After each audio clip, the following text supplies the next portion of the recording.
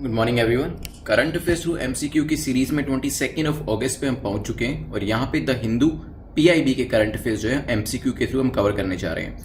This is brief introduction about me. My name is Prince Luthra, all India rank 577। और शुरुआत करेंगे एक concept के साथ। देखिए, बहुत बार क्या होता है कि हम लोग वेट करते हैं मोटिवेशन का, कि किसी काम को करने से पहले कि हमें मोटिवेशन आएगा तो ही हम उस काम को करना स्टार्ट करेंगे। बट जो एक्चुअल में जो पैराडाइम होता है, इसका जो पूरा ये कॉन्सेप्ट है, ये स्टार्ट होता है एक्शन से। तो अगर आप मोटिवेशन का वेट करते रहेंगे, इट मीन्स आप एक्शन करने से पहले मोटिवेशन का वेट करें मत कीजिए। आप एक्शन करना स्टार्ट करिए, क्योंकि action will lead to motivation and then motivation will further lead to action. Action करेंगे तो मोटिवेशन अपने आप आ जाएगा और उस मोटिवेशन की वजह से आप फर्दर एक्शन करना शुरू करेंगे। तो मोटिवेशन का वेट मत करिए किसी काम को करने के लिए, रादर उस काम को करना शुरू कर दीजिए, मोटिवेशन अपने आप आ जाएगा और फिर वो जो काम आप कर रहे हैं वो और भी ज्यादा एनर्जी से आप करना शुरू कर देंगे। If you increase your action, your motivation will increase. बहुत बार हमें लगता है कि मोटिवेशन होगा तो ही एक्शन होगा, बट जो एक्चुअल में कॉन्सेप्ट है वो ये है कि एक्शन होगा तो मोटिवेशन अपने आप आ जाएगा and then that will lead to further action. Try करके देखिएगा इसको। चलिए टॉपिक्स देख लेते हैं हम क्या देखने वाले हैं। स्वच्छ सर्वेक्षण के बारे में डिस्कस करेंगे, क्लीनेस्ट सिटी कौन सी है, अटल बीमित व्यक्ति कल्याण योजना के बारे में देखेंगे, गोलन हाइट्स के बारे में भी डिस्कस करेंगे, कोरोना फाइटर्स की जो गेम लॉन्च हुई है उसके बारे में देखेंगे, एनएसएफई को भी डिस्कस करेंगे, देन एआईएनटीटी के बारे में डिस्कस करेंगे, tri food, Teesta river, 1G and 2G bioethanol plants के बारे में भी डिस्कस करेंगे, देन फाइनली सब कुछ रिवाइज करेंगे। मार्क्स जितने आप स्कोर करते हैं उसे कमेंट सेक्शन में लिख दीजिएगा। आपको 6 या 6 से ज्यादा स्कोर करना है to be in the safe zone. अगर 6 या 6 से ज्यादा स्कोर करते हैं तो आपको कल इसको रिवाइज करना पड़ेगा, और लेस देन 6 स्कोर करते हैं तो आप इसको दोबारा से अटेम्प्ट कर लीजिएगा और एक्सप्लेनेशन को बहुत ध्यान से सुनिएगा। चलिए फर्स्ट क्वेश्चन पे चलते हैं। फर्स्ट क्वेश्चन टॉक्स अबाउट स्वच्छ सर्वेक्षण 2020। पहला क्वेश्चन जो बात करता है वो पूछ रहा है which the following is turned out to be the cleanest city as per Swachh सर्वेक्षण 2020। तो इस पर्टिकुलर सर्वेक्षण के हिसाब से सबसे क्लीन सिटी कौन सी निकल के आई है? तो 4 ऑप्शन दिए गए हैं, सूरत है, इंदौर है, मुंबई, भोपाल। सोचिए क्या आंसर होगा, फिर डिस्कस करते हैं। चलिए, तो 5th edition of annual cleanliness urban survey जो कंडक्ट किया गया था ministry of housing and urban affairs के द्वारा, इसके रिजल्ट्स आ गए हैं और यहाँ पे जो गवर्नमेंट ऑफ इंडिया के हिसाब से जिसको क्लीनेस्ट सिटी जो है वो डिक्लेयर किया गया, उस सिटी का नाम है इंदौर। तो यहाँ पे B is the correct answer, ध्यान रखिएगा। सेकंड और थर्ड रैंक किसका है वो भी मैं अभी आपको दिखाता हूं, but here B is the correct answer. तो यहाँ पे टॉप 3 क्लीनेस्ट सिटी जहां पे मोर देन 1 लाख पॉपुलेशन है उसकी बात करी जा रही है, तो इंदौर इज नंबर 1, सूरत गुजरात से नंबर 2, नवी मुंबई महाराष्ट्र से नंबर 3। स्वच्छ सर्वेक्षण 2020 जो है इसने अराउंड 42 मतलब अराउंड 4000 सिटीज को और 62 कैंटोनमेंट बोर्ड एरियाज को 97 गंगा टाउन्स, जो गंगा नदी के आसपास के जो टाउन्स हैं उनको यहाँ पे रैंकिंग दी है, उनको असेस किया है। यहाँ पे जो इंदौर है उसका नंबर फर्स्ट जो है रैंक आया है और 4th time in a row cleanest city का जो खिताब है वो इंदौर को मिला है, ये भी ध्यान रखिएगा। This is also one of the biggest thing, अपने आप में 4थी बार ये खिताब जो है इंदौर को दिया गया है। चलते हैं नेक्स्ट क्वेश्चन के ऊपर, which is question number 2, which of the following statement is और आर करेक्ट। 3 स्टेटमेंट दे रखी हैं इसी सर्वे को लेकर है। पहली स्टेटमेंट कहती है New Delhi has been awarded as the cleanest capital city in the country. तो अगर हम कैपिटल सिटी की रैंकिंग देखें या फिर कैपिटल की रैंकिंग देखें तो यहाँ पे न्यू दिल्ली को नंबर 1 रैंक मिला है, हो सकता है। Jalandhar cantonment board was conferred the cleanest cantonment board in the country. Cantonment board के अंदर क्लीनेस्ट जालंधर को रैंक मिला है first. Ahmedabad in Gujarat was awarded for being the cleanest city with over 40 lakh population. तो अभी हमने 1 लाख पॉपुलेशन वाली कैटेगरी देखी थी, 40 लाख वाली कैटेगरी के अंदर अहमदाबाद जो है इसका फर्स्ट रैंक आया है। सोचिए क्या आंसर होगा, फिर डिस्कस करते हैं। चलिए, टोटल 6 सिटीज जो थी इंदौर, अंबिकापुर, नवी मुंबई, सूरत, राजकोट एंड मैसूरू, इनको 5 सितारा मतलब 5 स्टार रेटिंग जो है सिटीज के मामले में वो भी दी गई है। 86 सिटीज ऐसे है जिसको 3 स्टार रेटिंग दी गई है, ठीक है, और 64 सिटीज ऐसी है जिसको 1 स्टार रेटिंग दी गई है as per ministry of housing and urban affairs. अब आते हैं कि क्या न्यू दिल्ली को ये एक खिताब मिला है, मतलब कैपिटल सिटी को जो रैंकिंग दी गई है, फर्स्ट रैंकिंग दी गई है, तो yes it has been awarded the cleanest capital city. किसी और कैपिटल को नहीं मिला, न्यू दिल्ली को ही मिला है। और कैंटोनमेंट बोर्ड में जो नंबर 1 आया है वो है जालंधर, और सिमिलरली 40 लाख से ऊपर की पॉपुलेशन की जो कैटेगरी थी उसमें नंबर 1 अहमदाबाद है। आंसर हो जाएगा सी। तीनों ही ये जो स्टेटमेंट्स है करेक्ट है। चलते हैं नेक्स्ट क्वेश्चन के ऊपर जो कि अटल बीमित व्यक्ति कल्याण योजना को लेकर है। पूछा गया कि कौन सी स्टेटमेंट यहां पर इसको लेके सही है। पहली स्टेटमेंट कहती है it is being implemented bye ESIC, तो ये पर्टिकुलर योजना जो है इसको ESIC जो है वो इंप्लीमेंट करेगा। सेकंड कहती है it has been decided to relax the existing condition and the amount of relief for workers who have lost employment during the कोविड-19, तो कोविड-19 के टाइम पर जिन लोगों की एम्प्लॉयमेंट चली गई है, जिन लोगों की जॉब चली गई है, उसमें कहीं ना कहीं रिलैक्सेशन देने के लिए एग्जिस्टिंग कंडीशन के अंदर ये स्कीम लाई गई है। सोचिए क्या आंसर होगा, फिर डिस्कस करते हैं। चलिए, तो अटल बीमित व्यक्ति कल्याण योजना को देखते हैं। तो इसके हिसाब से ये एम्प्लॉय स्टेट इंश्योरेंस कॉर्पोरेशन जो है इसको इंप्लीमेंट कर रही है, तो ये स्टेटमेंट ठीक है। और इसके हिसाब से क्या होगा, ESIC के साथ जो लोग रजिस्टर्ड हैं तो वहां पर उनको अनएम्प्लॉयमेंट बेनिफिट मतलब बेरोजगारी भत्ता जो होता है उसको मिलने का प्रोविजन बना है। तो यहाँ पे 50% कोई भी व्यक्ति जिनकी जॉब चली गई है और ESIC के साथ है वो, तो वेजेस का जितने वेजेस उसको मिल रहे थे उसका 50% भत्ता जो है वो उसको क्लेम कर सकता है फॉर 90 डेज, मतलब 3 महीने की अवधि के लिए। ध्यान रखिएगा। तो यहाँ पे जो सेकंड कंडीशन है वो भी आपकी सही हो जाती है, यहाँ पे रिलैक्सेशन जो है वो दी गई है। आंसर हमारा हो जाएगा सी इज द करेक्ट आंसर। चलते हैं नेक्स्ट क्वेश्चन के ऊपर जो कि गोलान हाइट्स को लेकर है। पूछा गया द फॉलोइंग कंट्री या countries touch the Golan Heights, कौन कौन सी ऐसी कंट्रीज हैं जो कि गोलान हाइट को टच करती है। पहला है इजराइल, क्या इजराइल इसको टच करती है? हो सकता है सीरिया, UAE, सऊदी अरेबिया। सोचिए, फिर इसको मैप पे देखेंगे। चलिए, तो आपको पता है कि गोलान हाइट्स जो है एक बोन ऑफ कंटेंशन बना हुआ है इजराइल और सीरिया के बीच में, और सिंस 1967 ये जो है 2/3 ऑफ द गोलान हाइट्स जो है वो under the administration of Israel है और रिमेनिंग जो है वो सीरिया के पास है। तो यहां पे ये दोनों कंट्रीज तो टच कर ही रही हैं। मैं आपको दिखा देता हूं मैप के ऊपर। So this is the Golan Heights. ऊपर लेबनान टच करती है, यहाँ सी ऑफ गैलीली है। इजराइल टच कर रहा है वेस्टर्न साइड पे, ईस्टर्न साइड पे सीरिया टच कर रहा है एंड सदर्न साइड पे जॉर्डन टच कर रहा है। UAE और सऊदी अरेबिया का कोई नामो निशान नहीं है इसके पास। तो यहाँ पे C और D जो है मतलब 3rd और 4th आपका इंटरेक्ट हो जाएगा। फर्स्ट और सेकंड करेक्ट है, आंसर हो जाएगा A।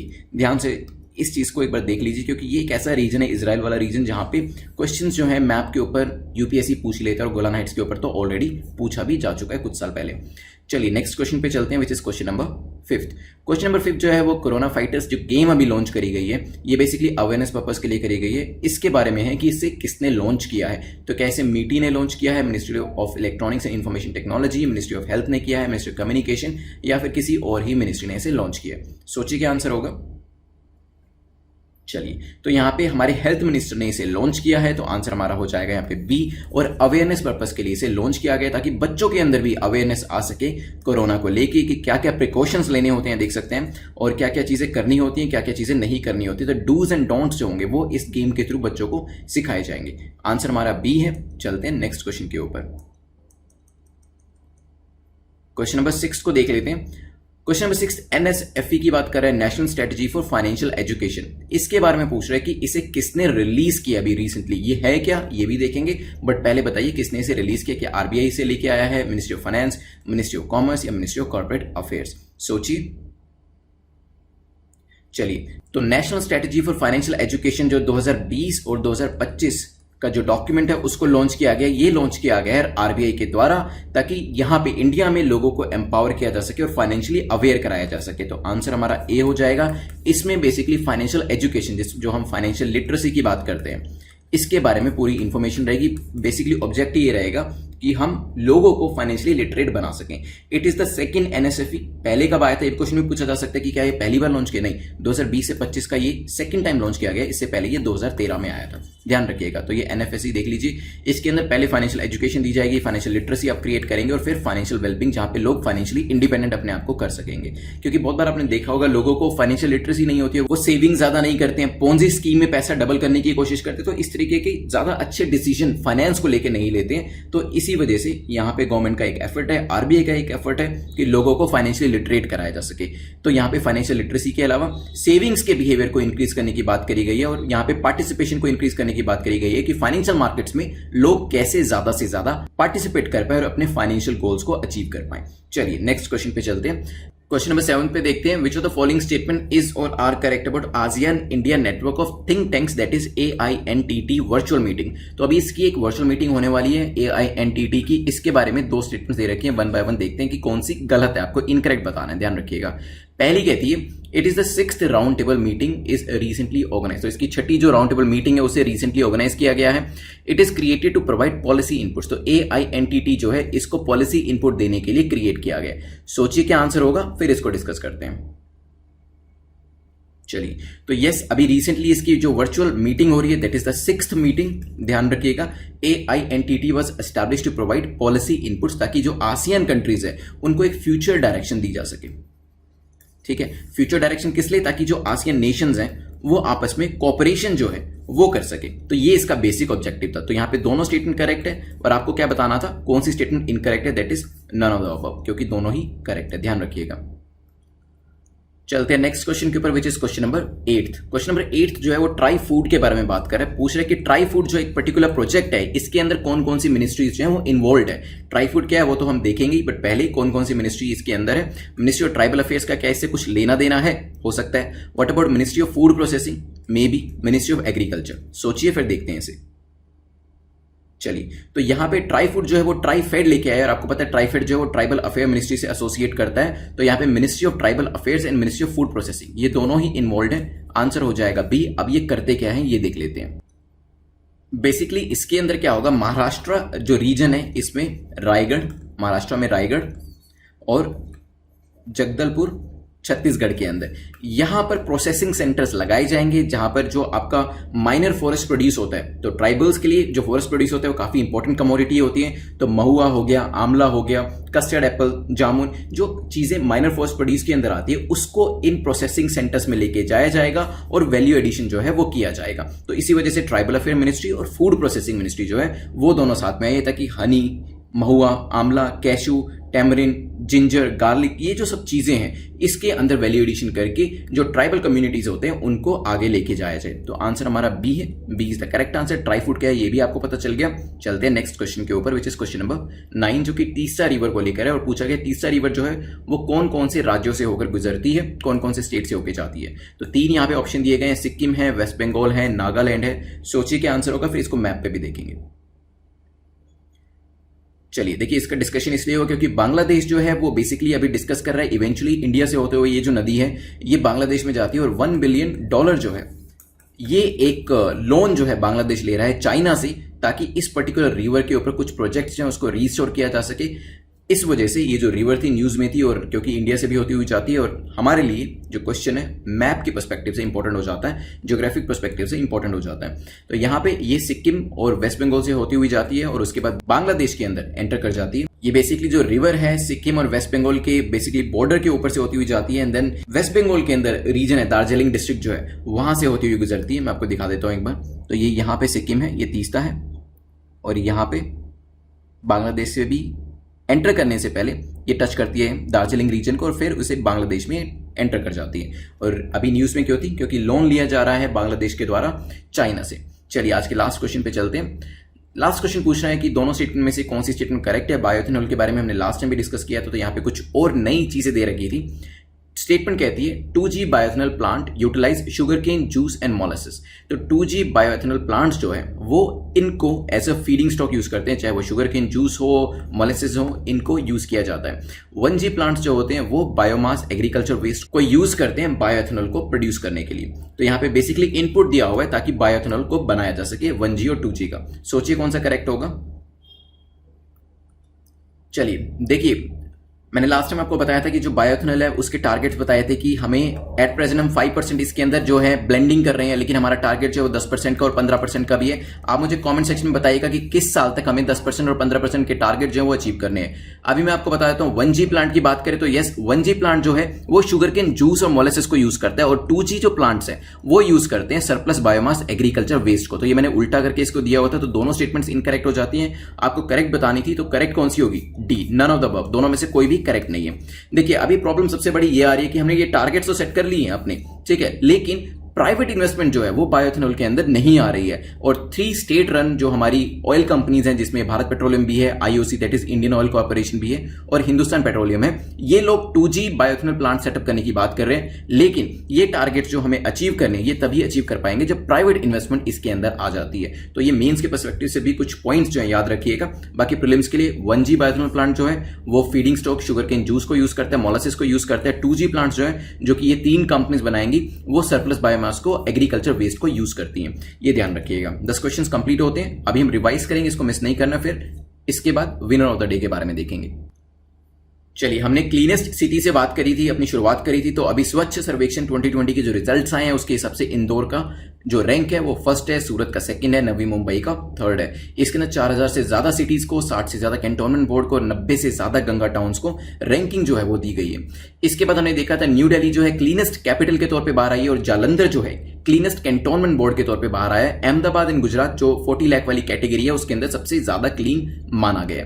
फिर हमने अटल बीमित व्यक्ति कल्याण योजना के बारे में देखा था, ESIC इंप्लीमेंट करी और यहां पे बेरोजगारी भत्ता देने की बात करी गई थी। इसके बाद गोलान हाइट्स के बारे में देखा था, हमने मैप पे देखा था कौन कौन सी कंट्रीज जो है गोलान हाइट्स को टच करती है। इजराइल से लेकर लेबनान तक, सीरिया से जॉर्डन तक, चारों ही इसको टच कर रही है। फिर हमने कोरोना गेम के बारे में डिस्कस किया था। मिनिस्ट्री ऑफ हेल्थ जो हमारे हेल्थ मिनिस्टर है उन्होंने इसे लॉन्च किया ताकि बच्चों को अवेयरनेस दी जा सके कि डूज एंड डोंट्स कोरोना के टाइम पर क्या होते हैं।